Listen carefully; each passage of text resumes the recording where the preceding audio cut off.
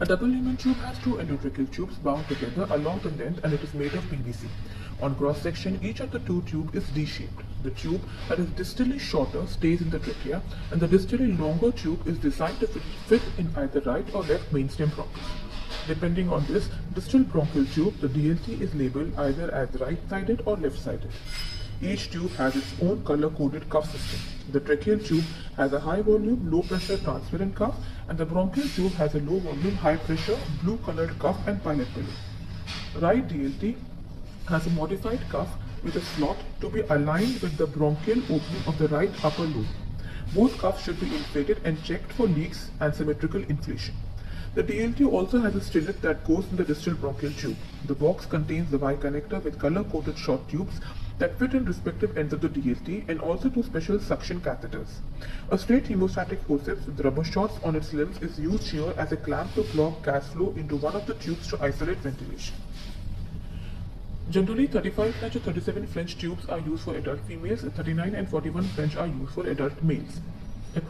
Appropriate size DLT is one in which the main body of the DLT passes without any resistance through the cords and advances easily, and the bronchial part of the tube approximates with the length of the respective mainstem bronchus. For direct laryngoscopy or by using a video laryngoscope, the vocal cords are visualized, and the appropriate size DLT is then gently advanced with the tip of the bronchial concave curve facing anteriorly through the vocal cords until the bronchial cuff passes through the vocal cords. Once the bronchial cuff is beyond the vocal cords, the stellate is gradually withdrawn. The tube is then rotated 90 degrees to the left for left DLT or 90 degrees to the right for right DLT. The tube is then gradually advanced while the stellate is simultaneously and completely withdrawn out. Now the tube is advanced further until it meets resistance. Once the DLT is placed, connect the Y connector with short tube extensions and connect the ventilatory tubings to the Y connector. Now inflate the tracheal cuff with about 8 to 12 ml of air, and the bronchial cuff may or may not be inflated right away. It requires about 2 to 4 ml of air. Now secure the tube either at the incisors or at the angle of the mouth using sticky tapes.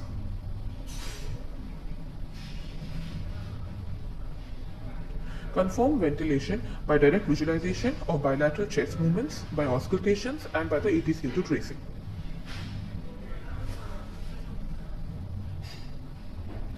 Now clamp the Y connector extension at the tracheal side to block the gas flow through the tracheal lumen and open the tracheal sealing cap to air.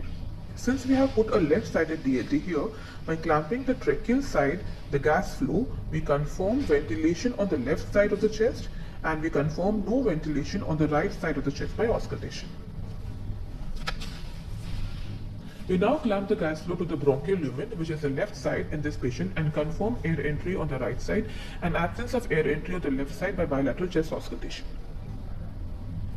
A fiber optic bronchoscope is considered to be the gold standard to confirm the correct placement of the bronchial lumen of the DLT. A pediatric fiber optic bronchoscope is well lubricated and passed through the self-sealing adapter of the Y connector into the tracheal lumen of the DLT. Once the fiber optic bronchoscope comes out of the tracheal lumen of the DLT, we can see the carina and can verify that the bronchial tube of the DLT is in the correct mainstem bronchus.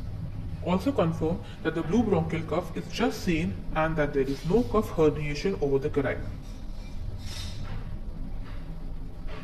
Once this is confirmed, the fiber optic bronchoscope is withdrawn from the tracheal lumen and the self-sealing adapter cap is closed. The fiber optic bronchoscope is then introduced in the bronchial side of the adapter, and as the fiber optic bronchoscope is advanced through the bronchial lumen, in the left-sided DLT, like this, the origins of the left upper and the lower bronchus can be identified. It is ensured that the openings are not occluded by the bronchial end of the DLT.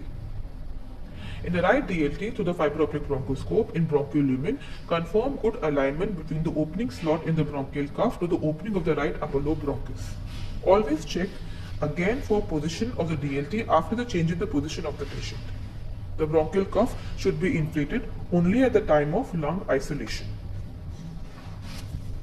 The indications for double lumen tube would be either absolute or relative. The absolute indications are to prevent contamination of spillage from one lung to another, as in pulmonary hemorrhage or lung abscess, to control distribution of ventilation for bronchopleural fistula or in traumatic bronchial disruption, in case of a major cyst or bullae in the lung, for video-assisted thoracoscopic surgery, single lung lavage for pulmonary alveolar proteinosis or cystic fibrosis.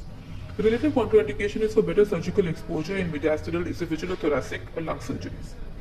Contraindications are relative whenever the size of the DLT is too big for a particular patient, as in difficult airway, limited mouth opening in the tracheostomy, or in case of tracheal stenosis, or any distorted airway anatomy. In these cases, a single lumen endotracheal tube with a bronchial blocker can be used for lung isolation. Special shorter DLTs are also available for tracheostomies. Complications are mostly traumatic because of big size, like injury to the lips, tongue, teeth, airway rupture, etc.